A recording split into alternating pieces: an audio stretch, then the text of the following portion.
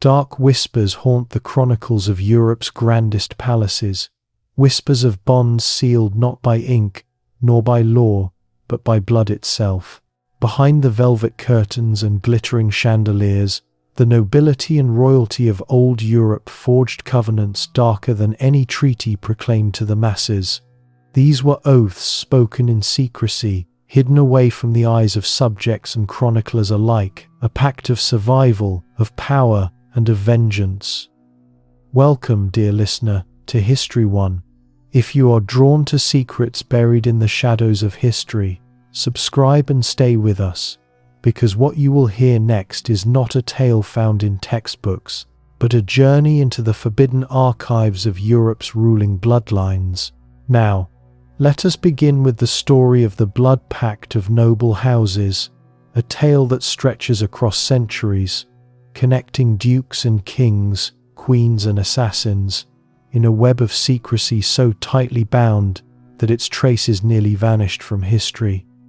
It was the late 12th century when the first murmurs of the Pact began. Europe was restless, kingdoms rising and falling like tides, crusades carving rivers of blood across the Holy Land, and rival houses vying not only for land but for survival itself.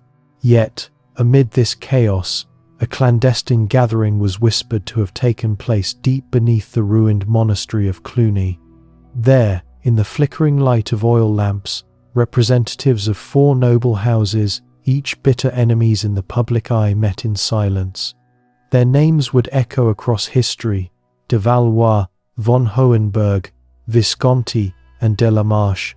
To the world, they quarrelled.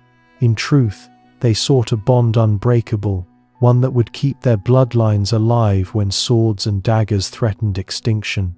The pact was sealed, not with signatures, but with chalices.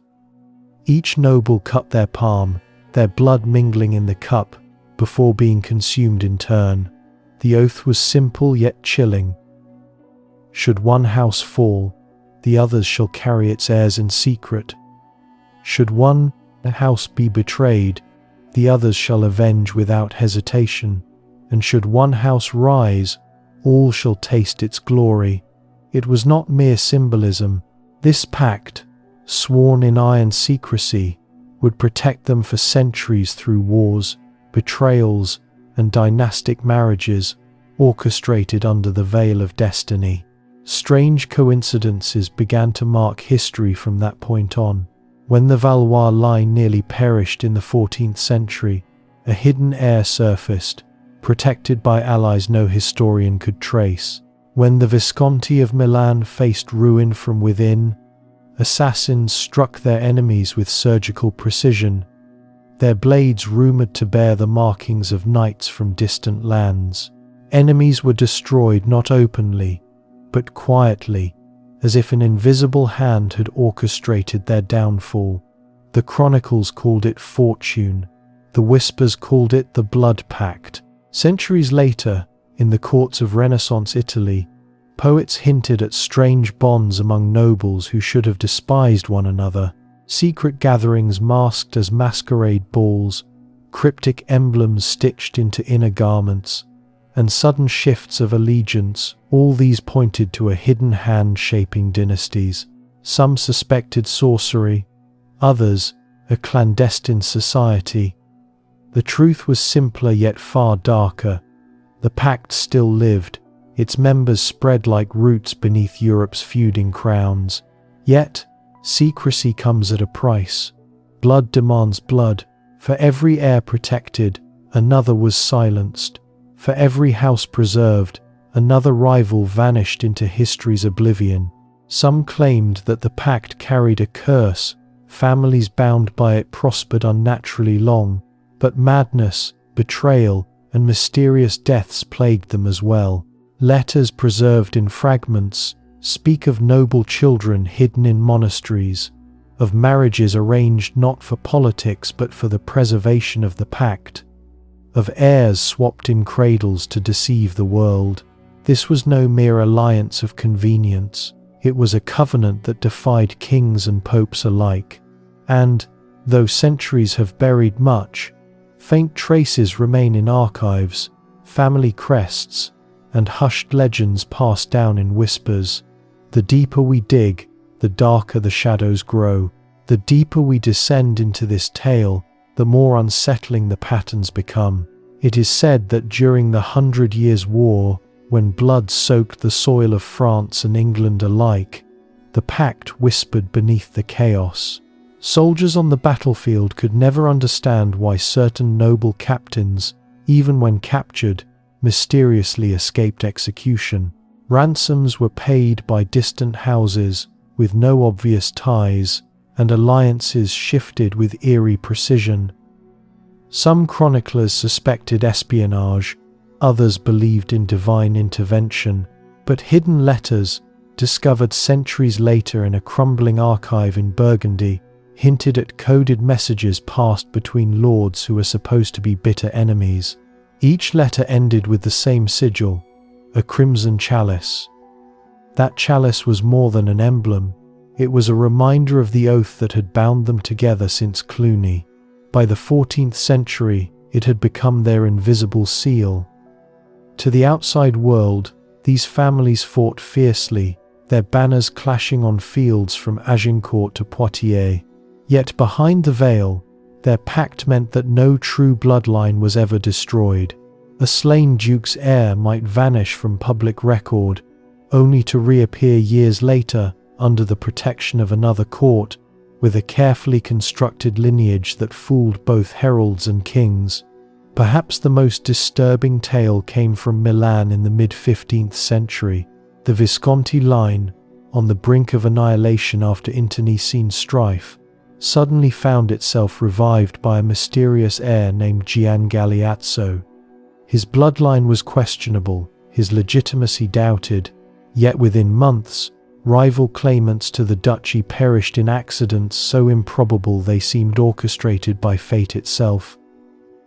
A horse that bolted at midnight, a banquet poisoned by an unknown hand, a sudden fever that swept through a household, each rival silenced, one by one. The survivors dared not speak of it, for whispers said the blood pact had awakened to protect its own. Even the papacy could not escape the shadows of this covenant. Rumors spread that popes were swayed not merely by faith or politics, but by invisible strings pulled by families bound in secrecy. When a cardinal who threatened to expose certain noble marriages drowned mysteriously in the Tiber, some claimed he had uncovered the pact's hidden hand. In hushed tones, it was said that Europe's most sacred altar was no shield against its reach. By the 16th century, the pact had grown ever more complex, with dynasties spreading across Spain, France, Austria, and beyond. Its members wielded influence over half the continent. They did not always rule openly, but their fingerprints were on every treaty, every war, every unexpected marriage that shifted the balance of power. The Habsburgs, with their sprawling empire, seemed untouchable. Yet behind their grandeur, some historians suspect, lurked the guiding force of the pact. The more they expanded, the more convenient deaths and unlikely alliances smoothed their path. But what bound these families together so tightly? The answer lay not only in survival, but in ritual. Accounts preserved in scattered folklore suggest that each generation renewed the vow. Some describe midnight gatherings in ruined abbeys, where noble heirs slit their palms over the same chalice once used at Cluny. Others tell of secret hunts in the Black Forest, where the pact was sealed in animal blood, symbolic of the predatory bond they shared. Still others claim that during great wars, when Europe burned, the pact demanded real sacrifices, unwanted heirs or disgraced nobles offered in silence, their deaths masked as duels or illnesses. To the world, these were mere tragedies. To the pact, they were necessary offerings, and so the covenant endured, passing like a shadow from father to son, from mother to daughter, across centuries. Its secrecy was its strength, for though Europe's people spoke endlessly of kings and queens, battles and reforms, They never saw the web spun beneath, binding together noble blood in a pact stronger than any crown. Yet, whispers grew louder with each century. Servants noticed strange symbols etched into cellar walls. Monks recorded noble visitors who prayed not at altars, but in crypts beneath them.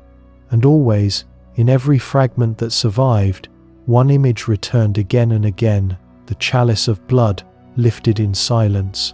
The truth, it seems, was never meant for the light. By the dawn of the 17th century, Europe was a stage for magnificent courts and elaborate displays of wealth. Golden tapestries adorned the halls of Versailles, while masked balls dazzled Venice under the glow of countless lanterns. But amid the laughter, music, and glitter of jewels, the Pact still thrived, cloaked beneath the very splendor it helped create. To the common eye, these nobles were divided by rivalry and war. To the initiated, every feast, every dance, every carefully arranged marriage was a thread woven into the greater tapestry of the Blood Pact. It was during this time that whispers of the Book of Chalices first appeared, a cryptic manuscript said to be copied and kept in fragments among the Pact's families. It allegedly contained the names of each house sworn into the covenant, along with coded instructions for how to preserve the pact. Legends claim it was written in 3 languages: Latin, Old French, and a cipher that no outsider has ever broken. Its pages were said to describe not only rituals, but also genealogies that contradicted official records. A line thought extinct in Burgundy, for example, might be traced within its pages to a child raised secretly in Bavaria. A fallen house in England might re-emerge generations later, shielded by allies in Spain. The book was not merely a record, it was a map of hidden continuity. Those who sought to expose it often met sudden ends. A Venetian merchant rumored to have glimpsed one of its pages was found floating in a canal, pockets filled with stones. A French archivist who hinted at strange inconsistencies in noble bloodlines died of what was called a swift fever, though some whispered he had been poisoned. Even the Protestant Reformation, which shattered Europe with cries for truth and purity, could not drag the pact into the open. If anything, the upheaval provided cover, as noble houses shifted allegiances and claimed new loyalties while their secret bond remained unbroken. One of the most striking cases tied to the Blood Pact was that of Elizabeth Stuart, known as the Winter Queen of Bohemia. Though her reign was short-lived, her descendants somehow threaded themselves into nearly every royal house of Europe. How such a fragile claim survived centuries of war, exile, and political collapse remains baffling to historians. But within the whispers of the Pact, it is said her bloodline was preserved not by chance, but by the hidden hands of those bound by the chalice. Wherever her heirs wandered into exile in The Hague, into marriages with obscure German princes, they were shielded until the moment came to rise again. At the same time, the 30 Years' War raged with unparalleled savagery, tearing Europe apart. Armies marched across burning fields, cities starved, and dynasties quivered. Yet certain houses emerged from the carnage astonishingly intact. Lands devastated by war were somehow restored. Heirs who should have perished survived in exile, and alliances impossible on paper suddenly materialized. Some soldiers claimed they fought battles where enemies withdrew at the last moment, as if commanded by unseen forces not to strike a certain banner. To the Pact's critics, those few daring enough to voice suspicion, this was no miracle, but the careful hand of the Blood Pact at work, preserving its chosen lines even in the storm of war. In the shadows of these centuries, new rituals are said to have emerged. By then, the chalice was not the only symbol. Accounts from servants and travelers tell of rings inscribed with serpents devouring their tails, exchanged quietly at betrothals, and portraits painted with hidden marks, visible only when the canvas was tilted to candlelight, of cryptic lullabies sung to noble children, each verse hinting at promises of loyalty, secrecy, and blood. And yet, as the pact grew stronger, so too did the curse whispered to follow it. Madness stalked the halls of castles. Noble heirs succumbed to strange afflictions of the mind, visions, violent tempers, obsessions with death. Some claimed these were simply the result of intermarriage, the infamous inbreeding of Europe's royal lines. But within the walls of monasteries where broken nobles were hidden away, rumors told of something darker, the price of oaths sworn in blood. Still, the pact endured. To break it was unthinkable. To reveal it was a death sentence. The chalice had bound generations, and no matter the cost, its shadow stretched ever further across the map of Europe. The question, however, remains, how far would they go to keep their secret unbroken? By the 18th century, Europe had entered an age of enlightenment and revolution. Or so the people believed. Philosophers filled salons with talk of reason and liberty. Printing presses churned out treatises against the old order, and murmurs of rebellion stirred in the streets of Paris and the colonies abroad. Yet, beneath this tide of change, the pact endured, shifting its face as it always had, hiding behind the noise of progress. If the 17th century had been an age of survival, the 18th was the age of masking. The Pact's members learned to weave themselves seamlessly into the new ideals of the day. While the world embraced science, they funded academies. While republics began to rise, they offered support to revolutionaries, always ensuring their heirs, their bloodlines, were protected no matter who claimed power. To outsiders, it looked as if these noble houses had adapted marvelously to the new age. To those who whispered in secret, it was proof that the chalice had not been set aside, but rather filled again with blood in hidden rites. Paris was the beating heart of this duality. In the glittering salons of Versailles, noblemen danced, toasted, and discussed Voltaire as though centuries of tradition were being washed away. But deep beneath the palace, in cellars sealed to common eyes, there are accounts of gatherings where the laughter ceased, where heirs to powerful houses stood in circles lit only by torches. There, they renewed their covenant in silence, their palms bleeding into silver goblets. It was said the chalice passed through more hands in those years than ever before, for the pact had grown. By then, it no longer bound only 4 houses. It spanned across France, Spain, Austria, and the German states, linking dozens of families who publicly claimed rivalry, but privately swore unity. Yet history demanded blood. The French Revolution erupted like a storm, and the nobility faced annihilation. Guillotines rose in Paris, aristocrats fled or perished, and the world proclaimed the end of Europe's ancient order. But here, the pact revealed its darkest strength. While many noble names were erased, certain families survived with uncanny precision. Hidden carriages carried heirs across borders under false names, guided by allies who should have been enemies. Estates that should have been seized were quietly transferred to cousins in Austria or Spain. In some cases, children thought executed were discovered years later in faraway courts, raised under new identities, until it was safe to reclaim their heritage. One chilling story tells of a boy, supposedly the last of a condemned French line, smuggled out of Paris the night before his family faced the blade. He was hidden in the baggage of a Spanish envoy, raised in secrecy, and later resurfaced as a legitimate heir to lands in Lombardy.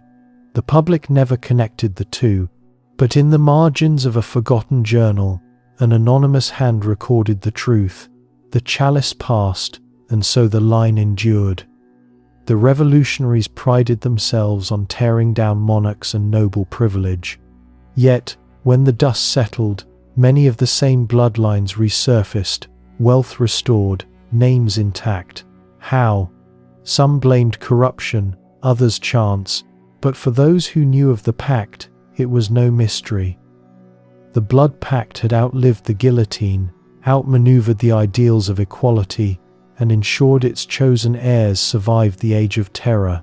But survival came at a cost. The curse deepened in these years. Madness, suicide, and betrayal struck with greater frequency. Brothers turned on each other, fathers disowned sons, and whispered confessions hinted at unspeakable rituals required to renew the oath. Servants spoke of blood spilled in cellars, not by enemies, but by kin offered as sacrifice. Some claimed the pact demanded not only loyalty, but life itself, that for every heir preserved, another had to vanish. Still, as Europe marched toward the 19th century, the pact remained unbroken. Its families emerged from revolutions scarred but intact, their bloodlines stronger than ever, their reach extending into the courts of emperors and the parliaments of new nations. The chalice had tasted centuries of blood, and still it was not full. And so we must ask, was the Blood Pact merely a clever alliance of survival, or had it become something more, something darker, bound not only by secrecy but by forces beyond reason? As the 19th century dawned, Europe was reshaped by the thunder of Napoleon's armies. Kingdoms fell, empires fractured, and crowns rolled like dice upon the gaming table of war.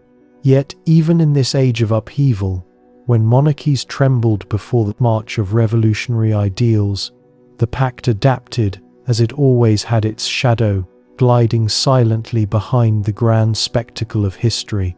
Napoleon himself, though born outside the ancient noble houses, soon found himself entangled in the web. His rise threatened to eclipse dynasties that had reigned for centuries, but the Pact did not confront him outright. It shifted, curving like smoke around his victories. Certain marriages between Bonaparte's family and old dynasties were curiously smooth, as though invisible hands had eased resistance. When he took Marie-Louise of Austria as his bride, the Habsburgs' once bitter foes presented her with less protest than expected.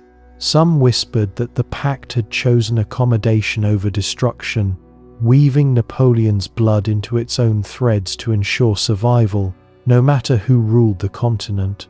But the Pact's hand revealed itself in stranger ways.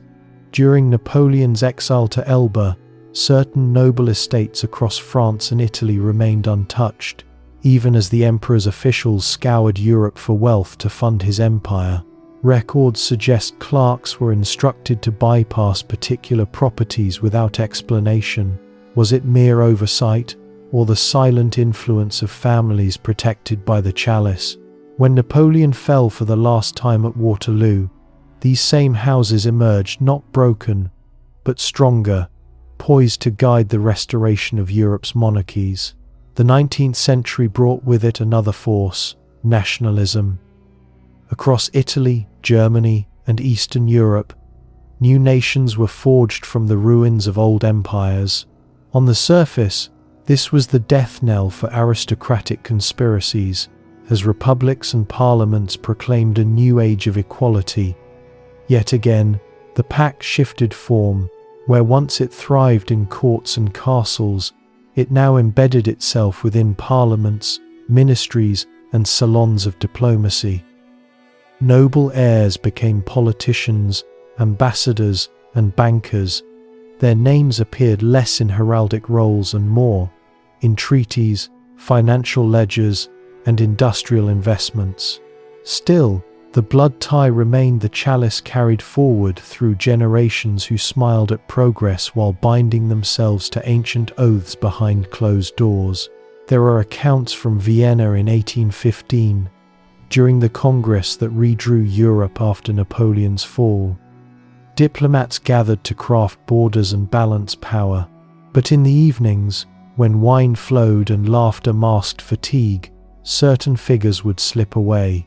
Servants reported noble delegates vanishing into candlelit chambers, meeting not with allies but with supposed rivals.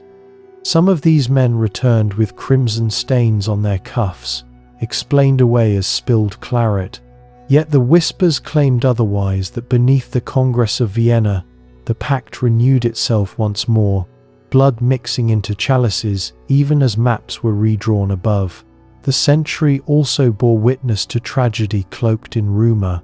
The madness of King Ludwig II of Bavaria, who built castles like dreams rising from stone, was whispered to be less the burden of genius and more the curse of the Pact. His sudden death, drowned in shallow water under circumstances never explained, echoed the fate of others touched by the covenant. In Russia, the Romanovs carried the Pact shadow as well, their glittering empire trembling with contradictions. Some historians argue that the survival of their fragile dynasty through repeated crises was too convenient, as if unseen allies ensured their continuity until fate could no longer be held at bay.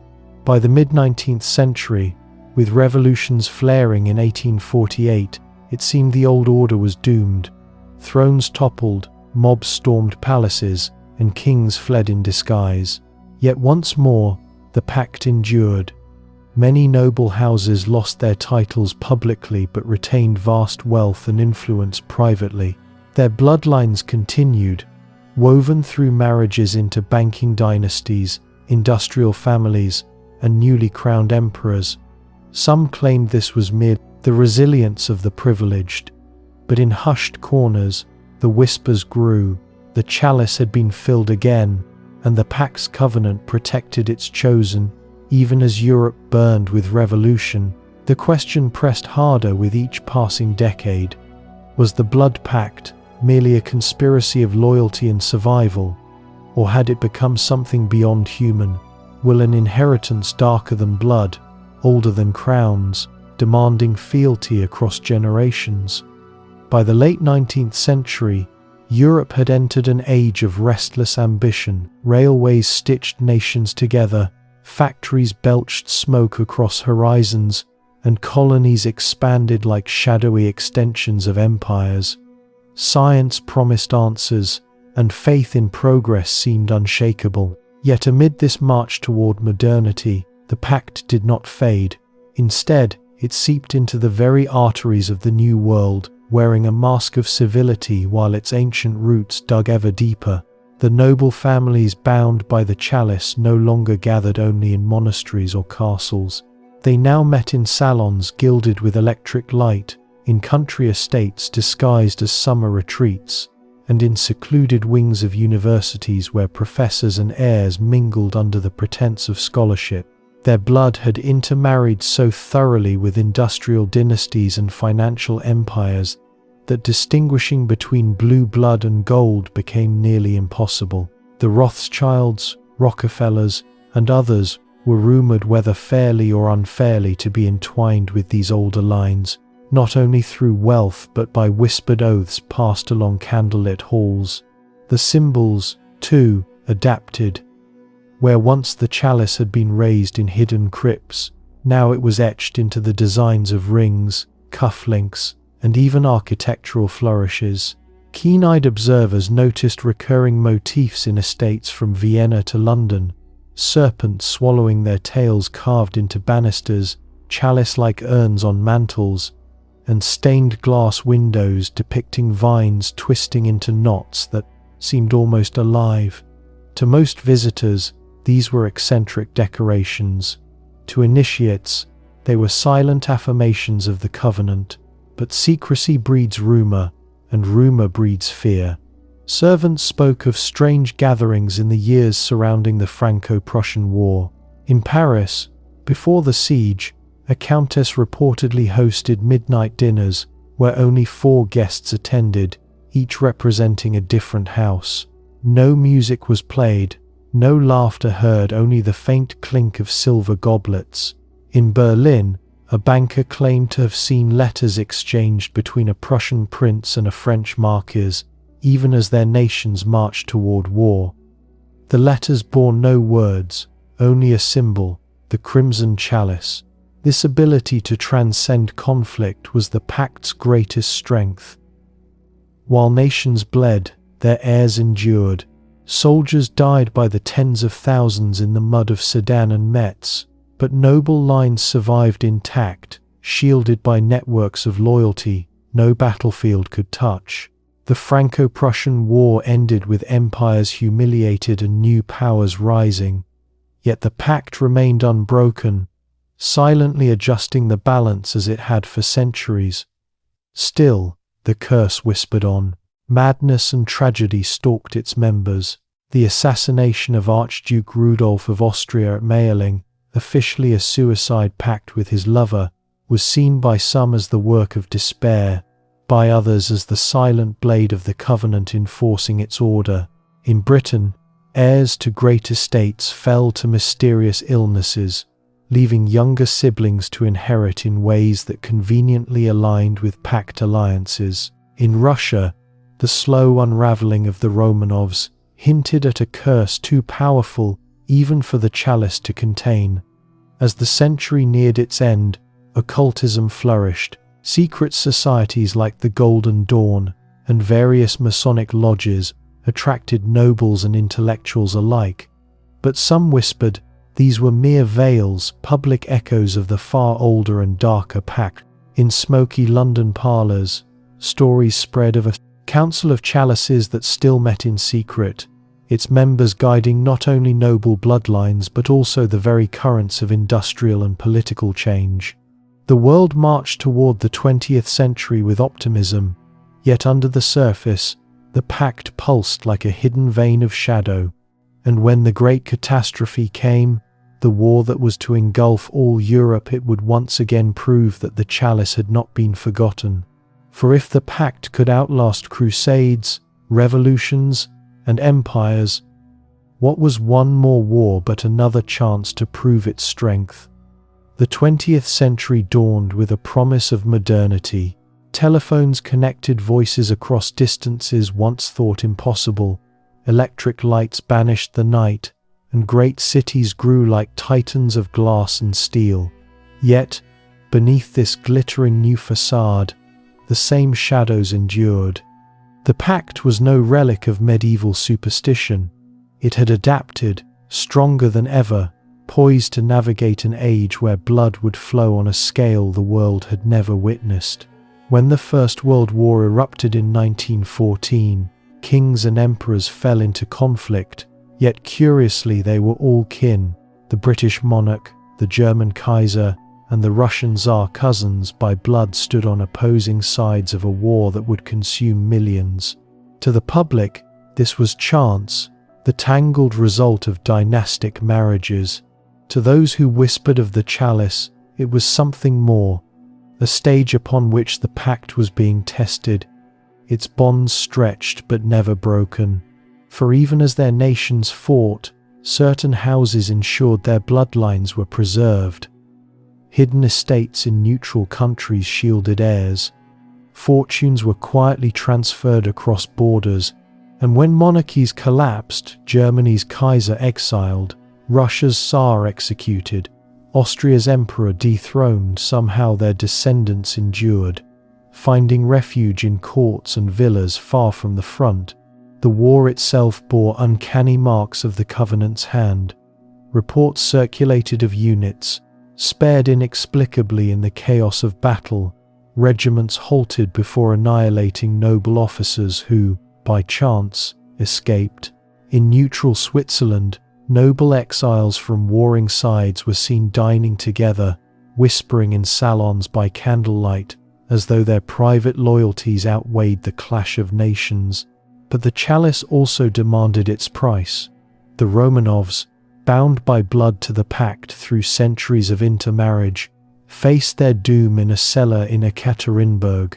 The world saw their slaughter as the triumph of revolution, but within whispers, it was said their sacrifice was necessary, an offering to preserve the covenant as Europe bled.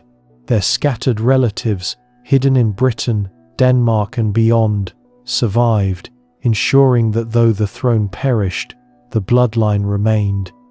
The interwar years only deepened the mystery. As Europe reeled, noble families repositioned themselves, no longer only as monarchs but as financiers, industrialists, and influencers of politics. They wore new masks, but their loyalties remained unchanged. Symbols of the Pact resurfaced in unexpected places, chalice-like motifs in Art Deco designs, cryptic rings worn by aristocrats turned diplomats, and coded toasts whispered at banquets disguised as charity galas. Then came the Second World War, and with it, devastation on a scale unimaginable. Yet again, noble houses were caught in the firestorm, divided publicly but united in shadow. Some sided with fascist regimes, others with resistance movements. Yet no matter the side, their heirs endured. Castles were bombed, estates confiscated, but bloodlines persisted, shielded by the Old Covenant. Even in Nazi-occupied Europe, certain families survived with improbable ease, their names curiously absent from lists of extermination, their properties preserved through intricate webs of protection. Coincidence, some said. Others whispered the chalice had once more demanded survival over loyalty to nations. But if the wars proved anything, it was that the curse had not lifted. Madness haunted noble heirs, addiction, despair, and scandal spread like shadows across their gilded halls. In Britain, heirs to ancient titles wasted away in exile or scandal, while in Germany, aristocrats were torn between resistance and complicity, often meeting violent ends. Yet their children always, the children somehow survived, as though destiny itself shielded them for the Covenant's future. By the mid-20th century, monarchies had dwindled, republics rose in their place, and the aristocracy was declared obsolete. But was it? In quiet villas, in exclusive clubs, and at lavish but private weddings, the Covenant's bloodlines interwove with new elites, political dynasties, global bankers, captains of industry. The chalice no longer sat upon an altar in a crypt. It glistened in the sparkle of champagne flutes, raised discreetly among a select few who knew its meaning. And as the world entered an era of nuclear terror and Cold War paranoia, one truth remained unchanged. Though crowns had fallen, the Pact had endured. But the question that haunts us now is this: if the Covenant could survive crusades, revolutions, and world wars, what role might it still play in the world we inhabit today? The late 20th century was an age of contradictions, an era of satellites and space travel, yet also one of assassinations and conspiracies. Old empires had collapsed, yet their bloodlines still lingered, moving like shadows through the machinery of modern states. The noble Pact, bound by the chalice, no longer needed thrones to wield influence. It had long ago learned that true power did not always rest on crowns, but in the invisible threads of finance, diplomacy, and secrecy. In the 1,960 seconds and 70 seconds, when revolutions swept across Africa and Asia, when student protests rattled Europe, and when the Cold War divided the globe, whispers of the Pact emerged in unlikely places. Newly declassified files hint at meetings between aristocrats of fallen monarchies and high-ranking officials of both NATO and the Warsaw Pact. These figures, supposedly bitter ideological enemies, shared private dinners in neutral cities like Geneva and Vienna. To the uninitiated, these were coincidences of diplomacy, but to those who knew the signs, the serpent rings, the chalice sigils hidden in cufflinks, it was proof that the Covenant still whispered across borders, its loyalty bound not to nations, but to blood. Curiously, certain families seemed untouched by scandal, even as governments toppled around them. Their estates, long thought to be relics of the past, suddenly became centers of international meetings, cultural institutions, or financial hubs. Castles in Austria hosted charity galas attended by oil magnates and diplomats from opposing blocs. A centuries-old estate in Spain was mysteriously spared from land reforms, later revealed to house priceless archives too valuable to confiscate. In reality, some believe these archives contained fragments of the Book of Chalices, the manuscript said to preserve the oath's continuity through time. The curse, however, never faded. Madness, suicide, and strange accidents plagued heirs. In the 1982, a young prince from a line tied to both Habsburg and Bourbon ancestry fell to his death from a balcony in circumstances never fully explained. In Britain, aristocratic scandals filled tabloids, drug overdoses, affairs, bankruptcies, but somehow, despite disgrace, the bloodlines themselves persisted, preserved through marriages that conveniently restored wealth or status. It was as though some hidden hand ensured the continuity of lineage, even when fortune seemed lost. By the 1992, as the Soviet Union crumbled and Europe redrew itself again, the noble pact adapted once more. This time, it cloaked itself in the language of globalization. Heirs to ancient families became executives in multinational corporations, directors of NGOs, patrons of cultural diplomacy. They were no longer bound by feudal estates, but by stock portfolios and offshore accounts. Yet the chalice appeared even here. Photographs from exclusive conferences show subtle gestures, the raising of a glass in silence, the passing of rings with serpentine emblems, the recurring presence of certain surnames, woven together across centuries. Some researchers argue that the European Union itself, with its web of treaties and unifying laws, bore traces of the Pact's influence. Too many architects of integration descended from noble bloodlines for coincidence to explain, and whenever a crisis threatened, whether financial collapse or nationalist revolt, the same old families, discreet yet enduring, were found negotiating behind closed doors. But survival brought whispers of darker debts. The curse struck harder in recent decades. Mental breakdowns among heirs, car crashes on secluded roads, suicides that seemed rehearsed, each event feeding the rumor that the chalice demanded payment still. A covenant forged in blood, after all, does not end because the world embraces democracy and technology. It endures, demanding its due, generation after generation. And so, by the dawn of the 21st century, the blood pact had not vanished. It had merely changed its clothing, stepping from castles into skyscrapers, from abbeys into boardrooms. Its oaths remained, its heirs endured, and its chalice, though unseen, still glimmered in the shadows. The question we must face is not whether the pact survived into our age. The true question is, how deeply does it still shape the world we live in today? The 21st century should have been an age where superstition and ancient covenants faded into irrelevance. Technology has turned the world into a web of instant connection. Governments proclaim transparency, and the power of kings has long since withered to ceremony. Yet, if we trace carefully, the fingerprints of the blood pact remain.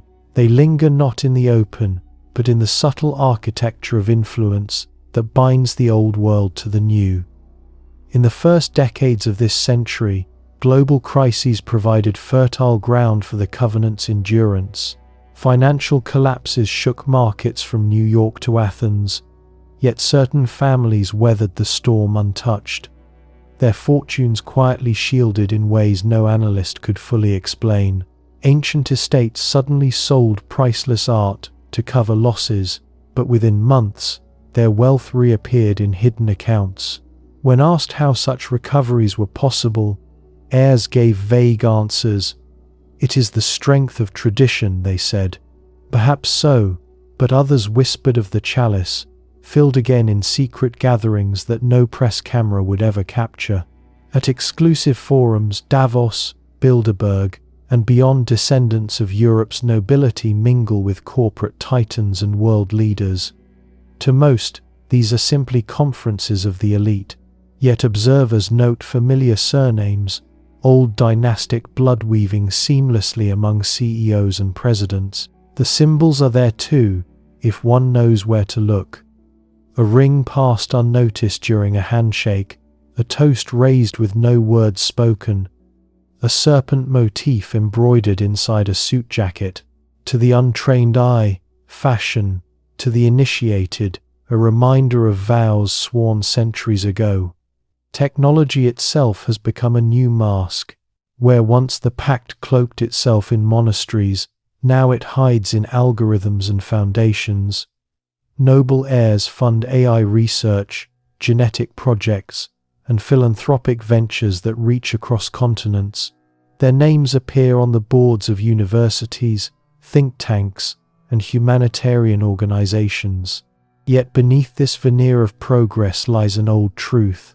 They still marry among themselves, still preserve lineages with uncanny precision, still gather in villas and castles modernized, but ancient in spirit, to renew their bond in silence. But if the covenant survives, so too does the curse. Tragedies continue to stalk these bloodlines. Sudden deaths in car accidents, heirs lost to overdoses, suicides cloaked as personal struggles, each one echoing the shadowy toll of centuries past. Some suggest this is no supernatural curse at all, but the unbearable weight of expectation, of lives shaped not by freedom but by vows sworn long before their birth. Yet others whisper that the chalice demands offerings still. That blood spilled in tragedy is the unseen price of preserving the Pact's power in a world that believes such things impossible. And here lies the most haunting thought. If the Blood Pact could endure crusades, revolutions, and world wars, then what prevents it from enduring still, shaping decisions in ways we cannot see? Perhaps the heir who funds a global health initiative is also preserving a lineage older than the nations that now look to him for aid. Perhaps the marriage of two young aristocrats, celebrated in tabloids as romantic, is in truth the continuation of a genealogical web spun in Cluny centuries ago. Perhaps the voices that whisper in the shadows of parliaments and corporations are not merely powerful families, but the covenant itself, guiding the world as it has always done from behind the veil. And so the story of the blood pact of noble houses does not end. It lingers, hidden in plain sight, a current beneath the rivers of history. Whether one calls it myth, conspiracy, or curse, its legacy stretches unbroken, binding past to present, and perhaps even shaping the future. The chalice is raised still, though we may never see it,